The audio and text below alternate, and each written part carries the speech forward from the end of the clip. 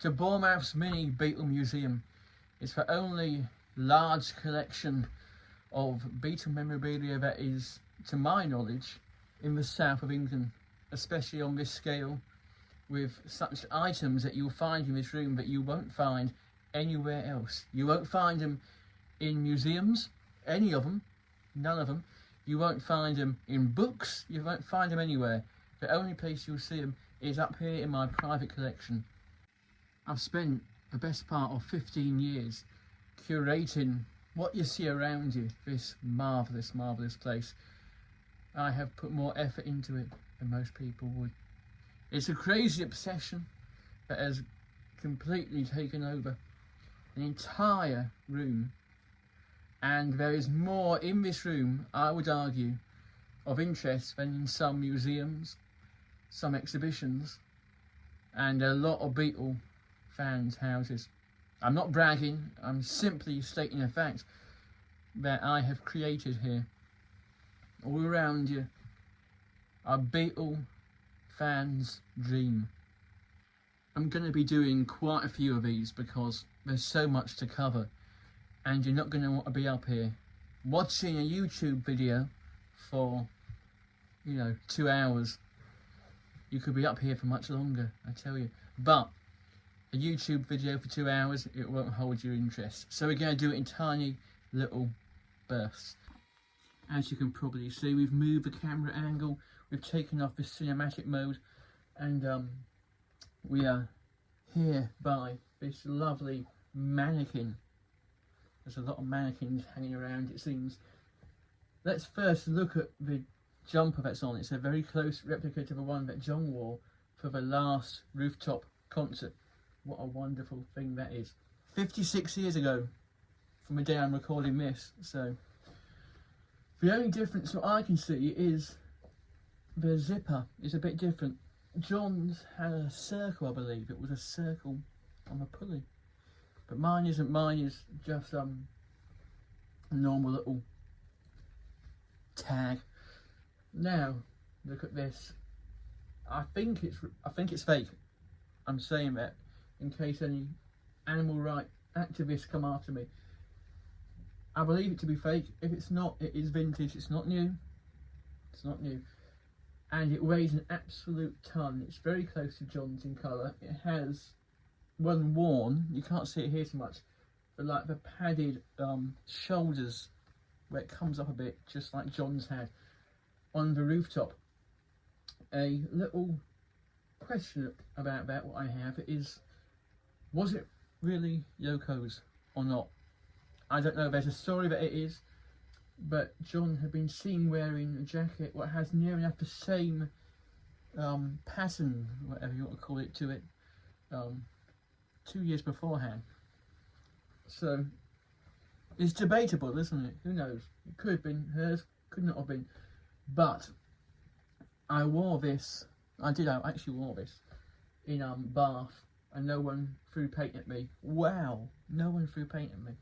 But I did wear this for our first gig, what was at the Egg Theatre in Bath. Ben remembers it, he better. And it was a lot of fun. We played the rooftop set in its entirety. We probably did it 2 times over just to make sure we did it right, It was good. It was a good couple of hours. And this here, let's move this camera down a bit. Here we go. Here we are. Look at this. This is a lovely Epiphone Casino, what in my opinion is one of the best guitars ever played, ever made, ever played, ever existed. It's fantastic.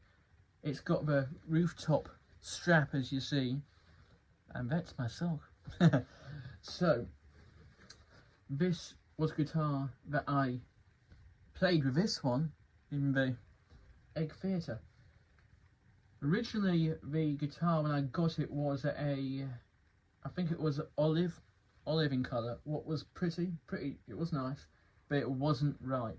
So I took about a week or so of getting the right colour now, sanding it down. I never got around to varnishing it or putting a clear coat on it, but I did use a beeswax to kind of, you know, keep the colour in there. It's a lovely feel, so smooth.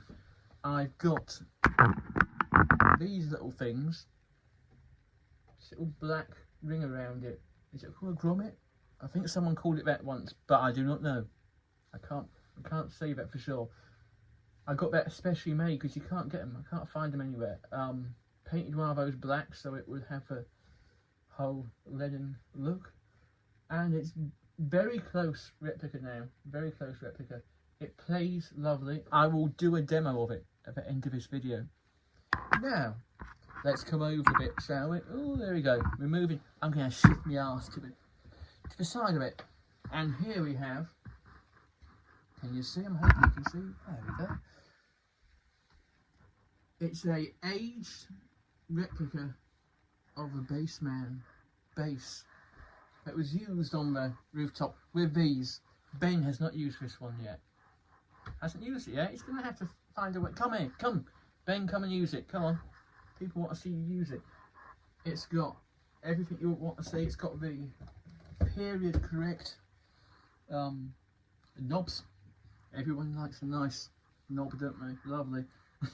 It's got the correct set list on the side.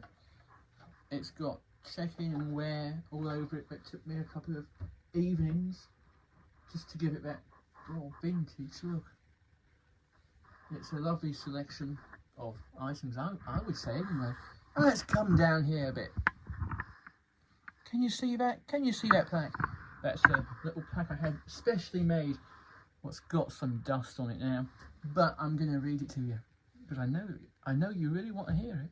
I know you really want to see what it is.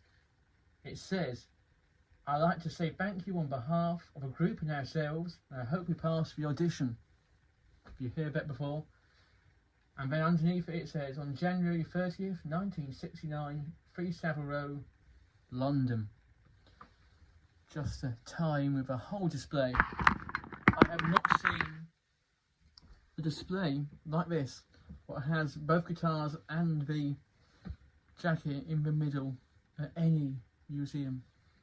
None of these are original, none of these are owned by a Beatle, I'm not saying that, but that's a beautiful sight, isn't it?